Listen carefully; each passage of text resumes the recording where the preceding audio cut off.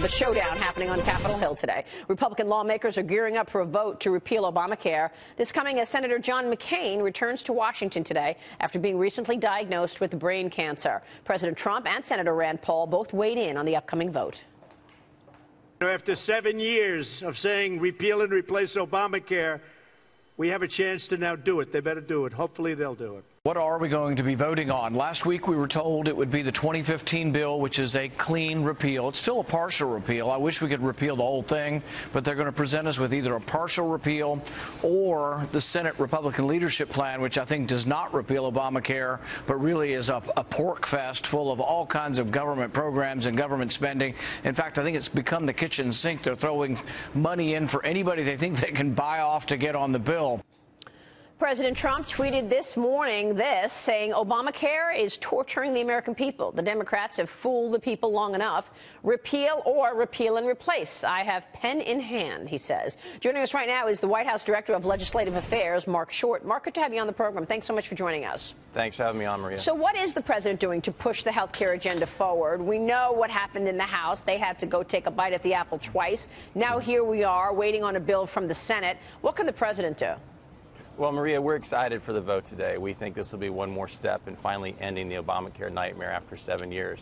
It's clear that Obamacare is continuing to collapse. Insurers continue to flee the markets. In fact, for next year, we'll have roughly 141 insurers, where 2 years ago there was 280 insurers in the marketplace. It is continuing to collapse. Rates and premiums continue to go up. In fact, when Obamacare was passed, we were promised premiums would decline by roughly $2,500 per plan, and in fact, they've gone up by over $3,000 per plan. So it continues to fall apart. The president's right. Republicans have made this promise for 7 years. Since the midterm election in 2010, he's trying to encourage members to get there. You saw and you showed his remarks from yesterday, and he's continuing to call members throughout the weekend and throughout this last week to make sure we get the votes necessary today. Do we know that we have the votes? I mean, do you know that you have 50 votes in the Senate today for this bill? And also, what is the bill? Is it a straight-out repeal, or is it a repeal and replace? That's what a lot of people are questioning this morning. Right. So Maria, senators will have the opportunity to vote on each. That is the way that the greatest deliberative body in the world works. The U.S. Senate will be an open amendment process. And so Leader McConnell will bring up both a repeal bill from 2015 that a majority of Republicans supported at that time. And for those who want to see a full repeal and replace, they'll have an opportunity to vote on that too. Additionally, other members who want to see other things to continue to improve the plan moving forward will have their opportunity to offer amendments. So senators will get to vote on each. Okay. An editorial in the Wall Street Journal this morning, Marc, I want to show your attention to this because it's questioning whether Republicans can govern. It's urging senators to vote on the fate of Obamacare, and here's what it reads in part. What is becoming clearer every day is that some GOP senators would rather not vote on health care at all. They'd rather talk in the cloakrooms until time runs out of this Congress. Voters want to see who honors their campaign promises, and especially who doesn't. Call the roll. What's your take on this, Marc? I've been asking a similar question the last 2 weeks. Do the Republicans really want this president to succeed? Well, I think the Wall Street Journal editorial echoes a lot of the remarks the president's made. This is a promise that we've made to voters for 7 years. Voters are frustrated. They feel disappointed in the leadership here in Washington. They feel that the promises that were made to them have been broken, and they want to change. And so it's time to get on to a bill. It's time to begin to deliver on the promises we made.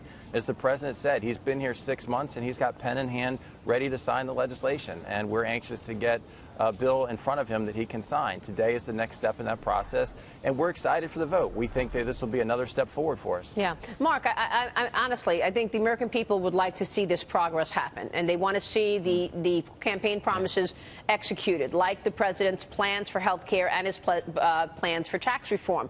But how unhelpful is it when the president tweets throwing Jeff Sessions under the bus? Well, Maria, I think that looking at the overall agenda, there's a lot of things the president continues to deliver on. He delivered on his promise on Supreme Court. We are the first administration since 1881 to get a Supreme Court justice confirmed in the first 100 days. He's delivered on his promise to reduce the regulatory burden. In fact, in the House today, there'll be another vote overturning the CFPB most recent ruling that is just basically a sop to trial attorneys.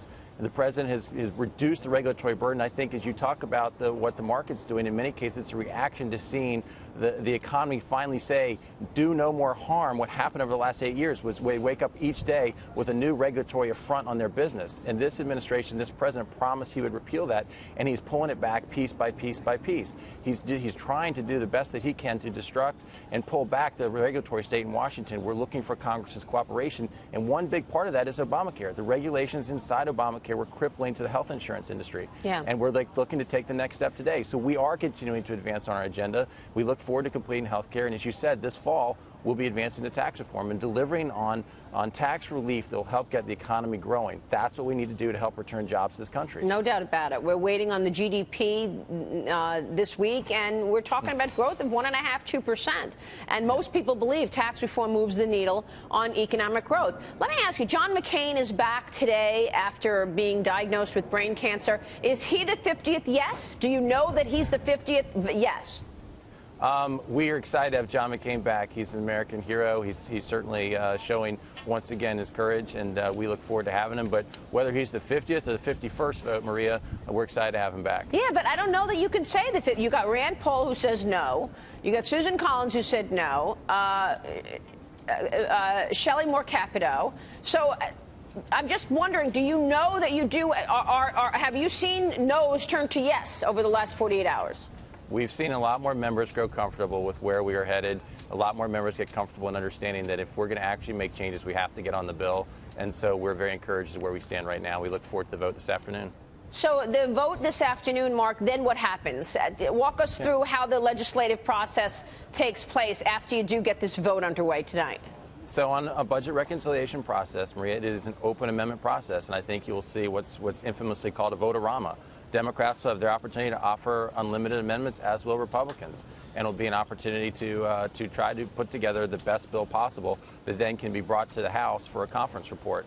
And then those two bills are merged to bring a bill to the president's desk to sign.